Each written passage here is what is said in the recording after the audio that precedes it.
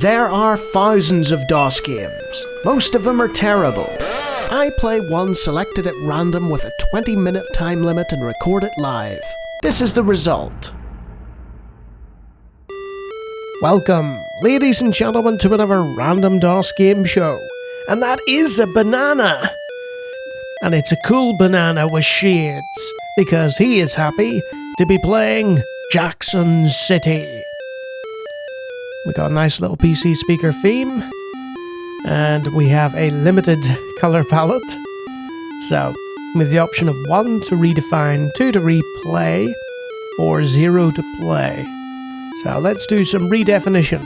Up, down, left, right. Fire. Missile. Pause. Restart. Okay. Now, let us play. So, we are a spaceship. Hey, that's surprisingly smooth. Look at that. I wasn't expecting it to be that smooth. Cool. And we have a shooter. Sweet.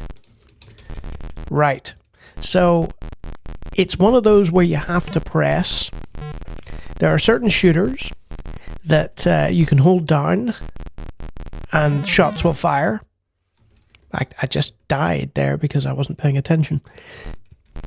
But with this, you have to fire each time. I think there may be a fire type, it's saying in the side there.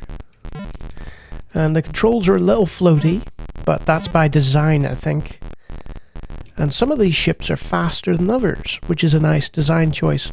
Often you'll have like ships all be the same speed, and it becomes a bit monotonous. Oh. Well, that looks like a upgrade.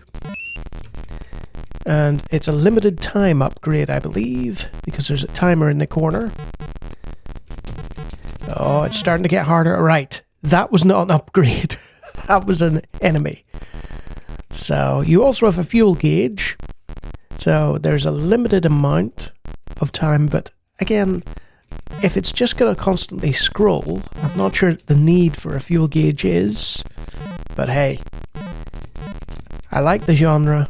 I'm not particularly good at it, you know. I like playing these sort of shoot 'em ups, but I'm not good at them. Interesting.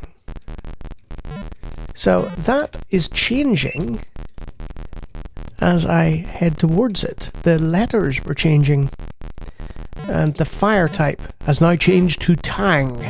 So a lot of this is fruit-based, which is cool. There's the Sphinx. So we're in Egypt, presumably flying over Cairo. And here come the bananas! Okay, they're going to take some shots here before they're dealt with. Oh, and I guess that's the end of them. They were fully peeled. So I'm wondering, maybe there's a fuel bonus that you have to pick up in order to complete the level. And yes, there is a save point there by the Sphinx, which is nice. So if you defeat the bananas, you carry on. Now, to avoid these... Oh boy. Wow. Banano Jackson. Now you will hear his music forever and ever.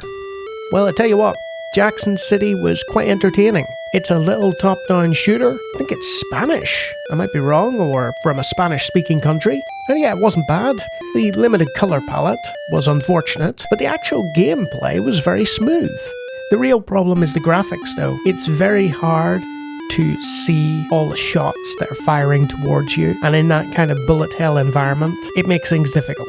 So yeah, would I recommend Jackson City? I mean, if you want a limited colour palette shooter that's actually quite smooth and has a fruit theme, then yes, absolutely, this is quite entertaining. But ultimately, it falls short when compared to other shooters of the time and the shooters that would come just a few years later when they had better sound and graphics.